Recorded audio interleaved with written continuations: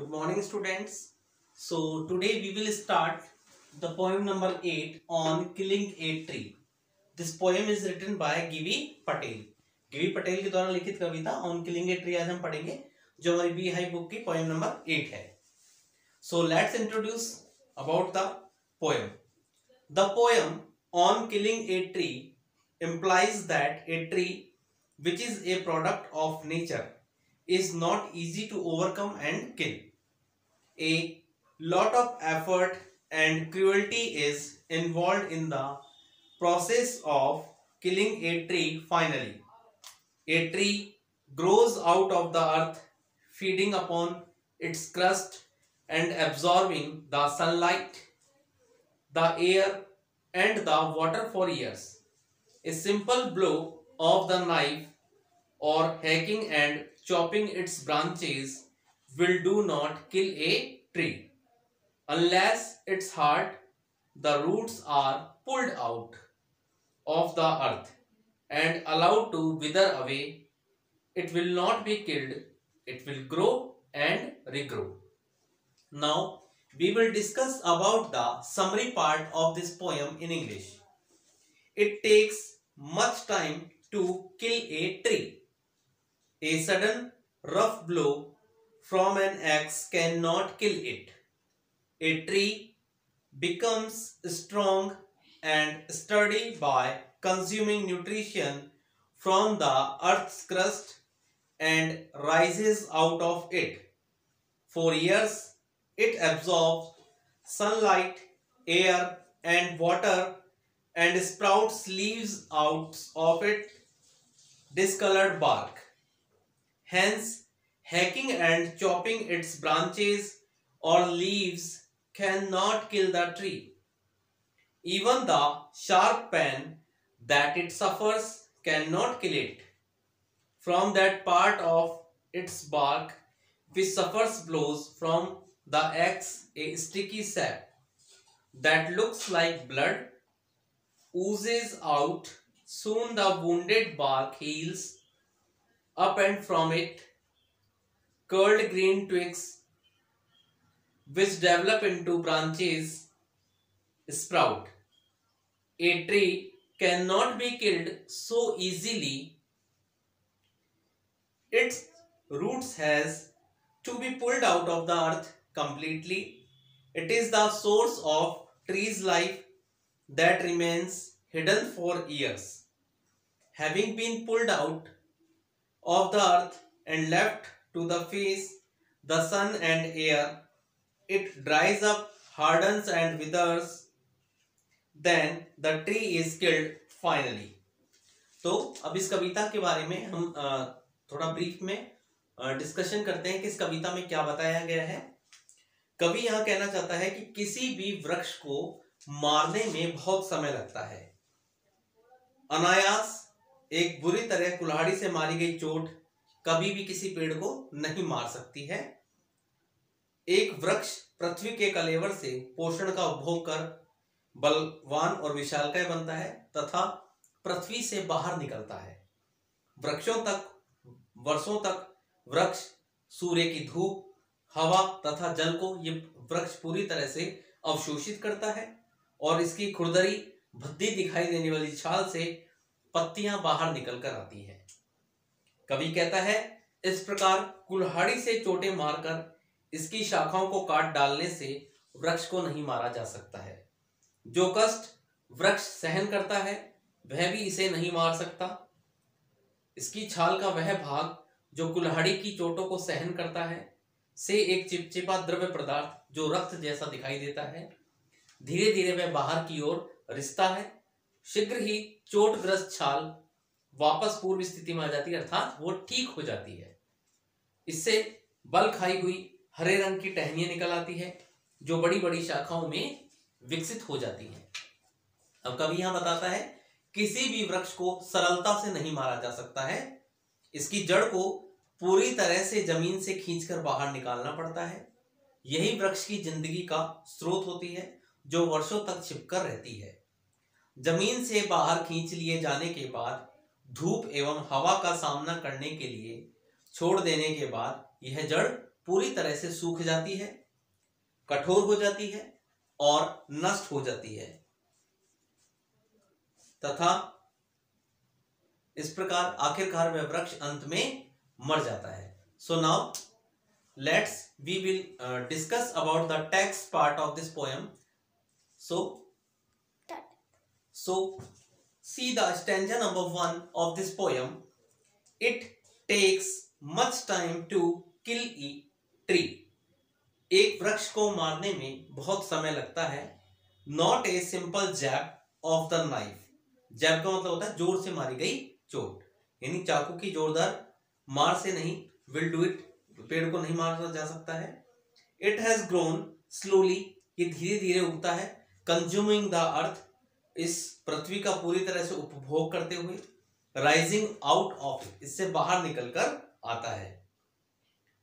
Feeding upon its crust, और वह एक भूपटल से पोषक भोजन को प्राप्त करता है।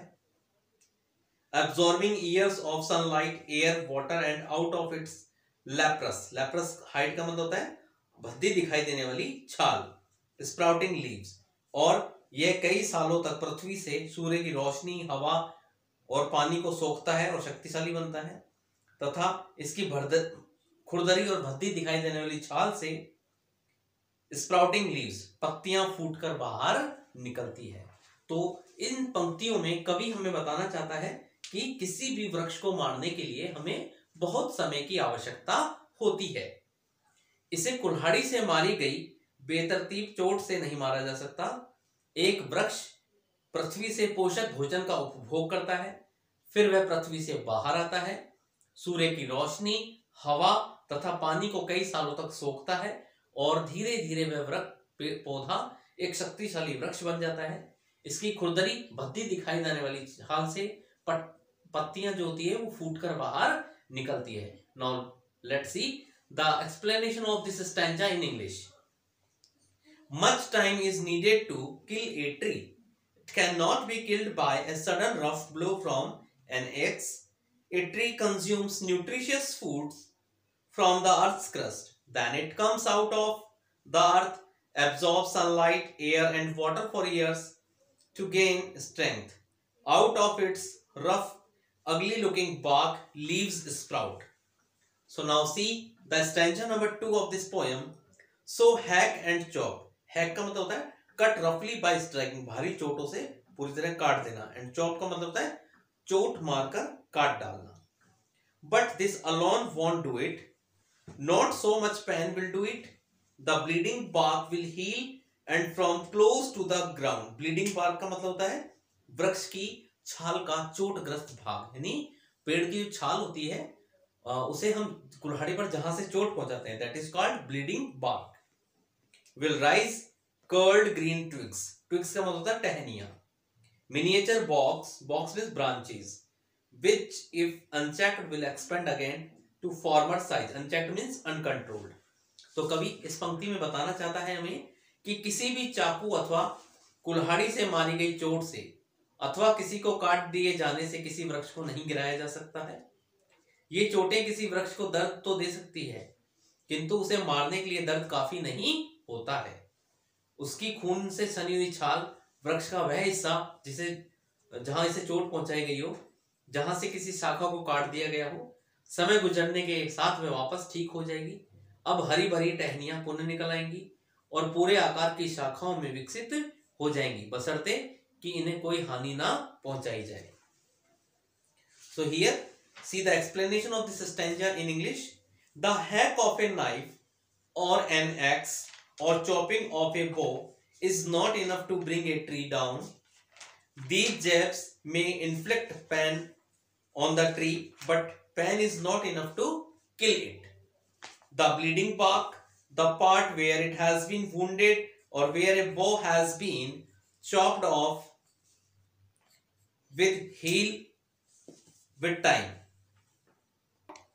Now green twigs will grow again and will develop into full size branches if it left alone. Start. Now see the stanza number 3. No, the root is to be pulled out of the anchoring earth It is to be robbed, tied and pulled out, snapped out or pulled out entirely out from the earth's cave, and the strength of the tree exposed, the source white and wet, the most sensitive hidden for years inside the earth. So कवि यहां बताना चाहता है कि वृक्ष को यहां वहां से काट देना पर्याप्त नहीं होगा, वृक्ष की जड़ को जमीन से खींचकर निकालना होगा, उस जड़ को जो वृक्ष को दृढ़ता पूर्वक पूरी ताकत से उसके स्थान पर पकड़े रहती है, वृक्ष की जड़ को रस्सी से बांधना होता है तथा झटके से बाहर खींचना होता है। जड़ को उस बिंदु से बाहर खींचना होता है जहां वह पृथ्वी से जुड़ी होती है। वृक्ष की जड़ जो उसकी शक्ति का स्रोत होती है को जमीन से बाहर निकालकर खुले में छोड़ा जाता है ताकि उसे नष्ट किया जा सके। सफेद रंग की तथा गीली जड़ वृक्ष का सर्वाधिक संवेदनशील भाग होती है क्योंकि यह वर्षों तक जमीन के भीतर छिपकर रहती है। So see the explanation of this stanza in English. It won't be to hack and chop of the tree. The root has to be pulled out of the earth that holds the tree firmly and strongly in place. The root of the tree is to be tied with a rope and pulled out with a jerk. It has to be pulled out from the point where it is attached to the earth. The root of the tree is to be tied with a rope and pulled out of with a jerk. It has to be pulled down from the point where it is attached to the earth. The root of the tree, which is the source of the strength, has to be laid in the open and exposed to be destroyed. White and wet. The root is the most sensitive part of the tree as it remains hidden for years inside the earth. So, this was the today's part. The remaining part of this poem we will continue with the next video. If you have any doubt or any confusion, then you can contact me on my personal number. Till then, thank you very much.